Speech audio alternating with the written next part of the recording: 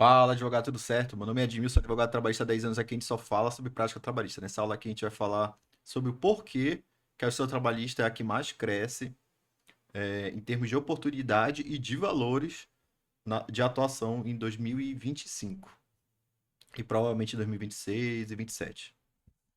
Como a gente pode ver aqui, eu separei algumas notícias para a gente dar primeiro uma lida e depois eu fazer uma análise em cima. Então, pagamentos a reclamantes, que é os empregados, né, em ações trabalhistas são mais de 6,5 bilhões em 2024 no interior de São Paulo, que é o TRT15, tranquilo? As ações movidas, né, no TRT15, com sede em Campinas, pagaram juntas 6,5 bilhões aos reclamantes em 2024, alta de 20%, né, em relação ao ano anterior. O volume é o maior registrado desde a criação da corte. Aí vai explicar aqui, ó, como é que cresce, né? A gente percebe aqui que 2017 foi o ano da reforma trabalhista e teve uma diminuição drástica aqui e foi aumentando de forma gradativa. E tem vários fatores que isso influenciam, tranquilo? Mas bora dar uma analisada aqui. De cada 100 processos solucionados no primeiro grau, 62 foram por meio de sentenças pelos juízes, né? Com pedidos julgados procedentes, procedentes empates ou improcedentes ou extintos. Dos outros 38, conseguiram conciliação. Então, uma coisa que é muito importante na área trabalhista é a possibilidade de conciliação. Se a empresa sabe que ela está errada, então, por exemplo, não pagou verba rescisória, não fez depósito do FGTS, tem claro demonstrativo de pagamento por fora que não foi integrado, a empresa sabe que perdeu o processo.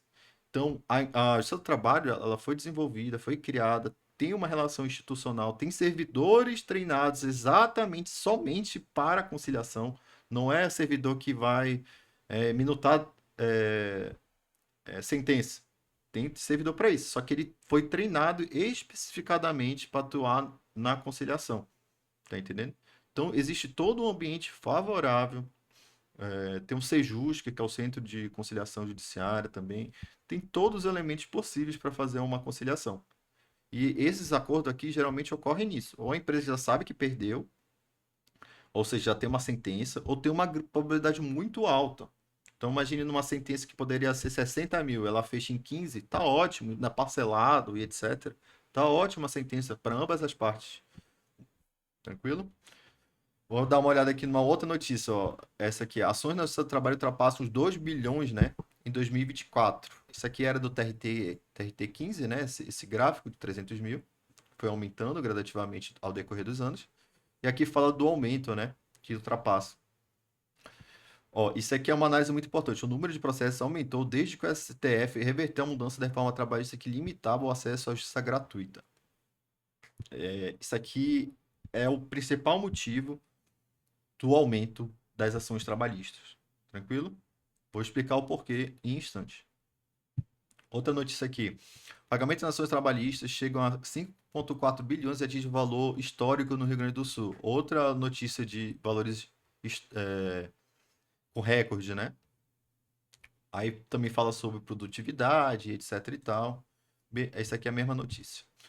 Mas por que acontece isso? Primeiro, como eu falei, né, a maior chance de conciliação. Um processo que no civil demoraria, né, 4, 5 anos, hoje em dia pode durar no trabalhista 2 meses, até a primeira audiência e fechar um acordo.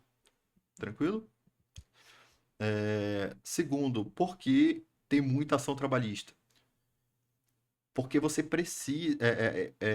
O reclamante ele tem, né, direito à justiça gratuita se ele tem um salário até um limite específico que abrange 90% dos trabalhadores existentes. Então, o cara que ele é médico e ganha um valor muito alto, ele não vai fazer jus à justiça gratuita.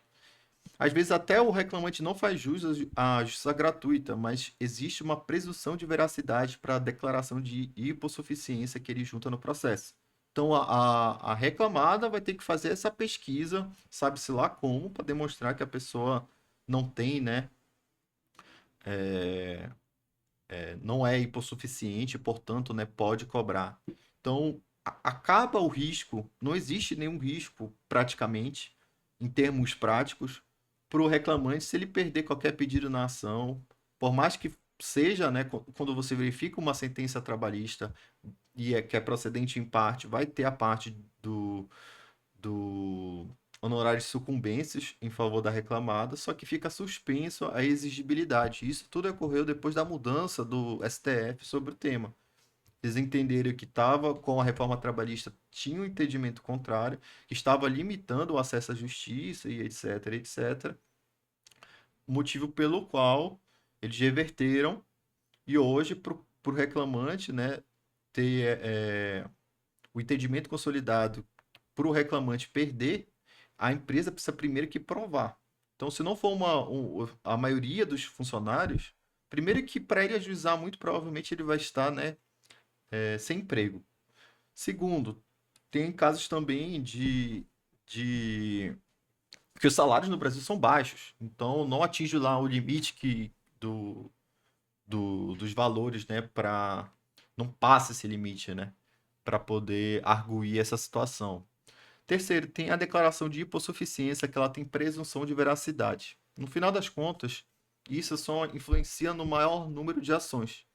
Só que a gente tem que pensar que existem outros fatores que não levam em conta aqui, que o advogado precisa prestar atenção. Primeiro, a gente precisa entender que temos que ter uma atuação técnica atuando pelo reclamante. O simples aumento de valor, a gente poderia dizer aqui que era por causa da inflação também. A inflação aumentou drasticamente, então, inevitavelmente, né, os valores vão aumentar ao decorrer dos anos. Só que a gente tem que pensar que, tecnicamente, os juízes estão muito mais rigorosos. Então, se o advogado atuar de forma despreparada, né, nas ações trabalhistas, eles vão, de forma inevitável, perder a ação. Não existe mais advogado amador, seja pelo reclamante, seja pela reclamada, e todo amadorismo vai ser punido. Extinção da ação, perder o pedido,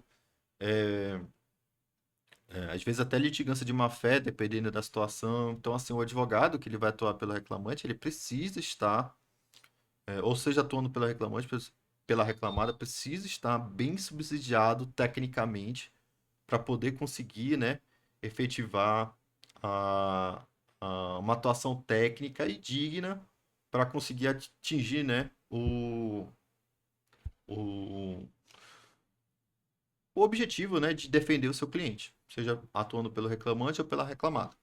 Basicamente é isso. Se você quiser se profissionalizar e atuar, né, com as boas práticas no seu processo trabalhista, confere o link da descrição que tem nossa formação de advocacia trabalhista e deixe seu comentário aqui para engrandecer o vídeo. Você concorda com esse aumento? Você acha que está certa essa situação? Vou ficar feliz em ver os comentários de vocês e qualquer dúvida também deixe nos comentários. Valeu e falou!